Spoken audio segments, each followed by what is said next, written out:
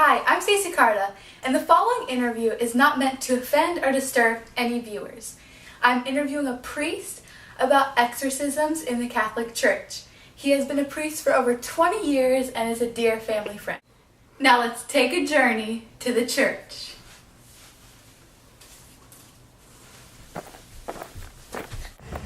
Hello, and I'm Stacey Carta, and our guest today is Father Melmer. He is a priest at our church, which is All Saints in Manassas, Virginia. Today we will be talking about exorcism in the Catholic churches. Many people believe just what they see on TV or even in movies, but today we will hear the truth. Our first question today is, what do you love most about being a priest?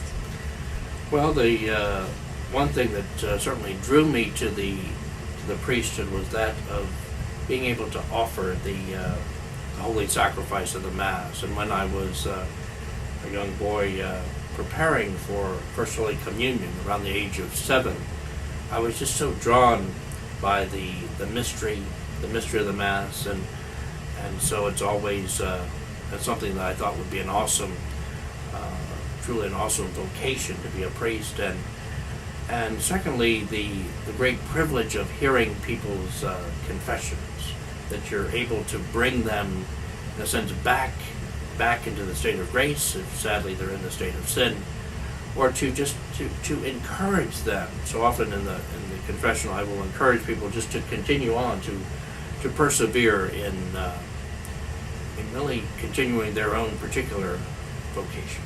Second question, why does the Catholic Church state that only priests can do exorcisms? Well, through the being an ordained minister of being a priest, the power on the day of ordination is given to the man really to act in the name of Jesus Christ. And so certainly, and with that, then there is a ritual part, really a rite of exorcism that takes place. And my experience has been that in picking people to be exorcists, priests to be exorcists, that they really choose the holiest of men, because you're dealing with something that, of course, so diabolical, that you need someone to really be able to withstand, in a sense, all that could happen. Good. Our third question, some people ask, why does a priest have to do it with their ritual, and is it necessary? And why can't they just have their friends pray with them or pray over them?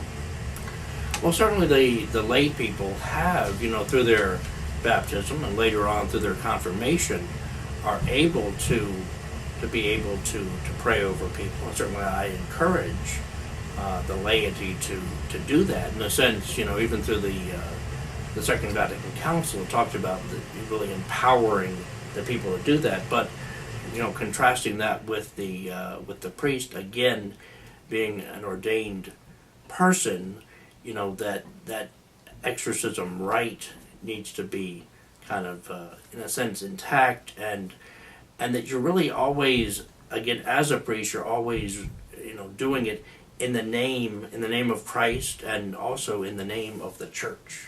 Yes. And then going into our last question, how can you tell the difference between someone who is possessed and someone who is just mentally ill, like very sick? Well, in many cases, there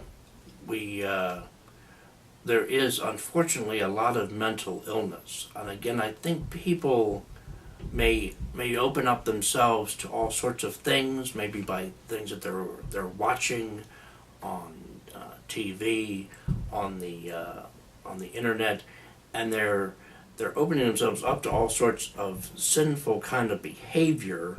And unfortunately, if there could be some type of chemical imbalance in their lives, they could be sadly suffering from some type of mental illness. But in my experience, I don't think that there's too many people that are actually really have a possession of the devil. They may think that they do, but in actuality, my real recommendation to them would be, obviously as a Catholic, to make a good confession, and if need be, of course, be restored back into the state of grace. Good, good.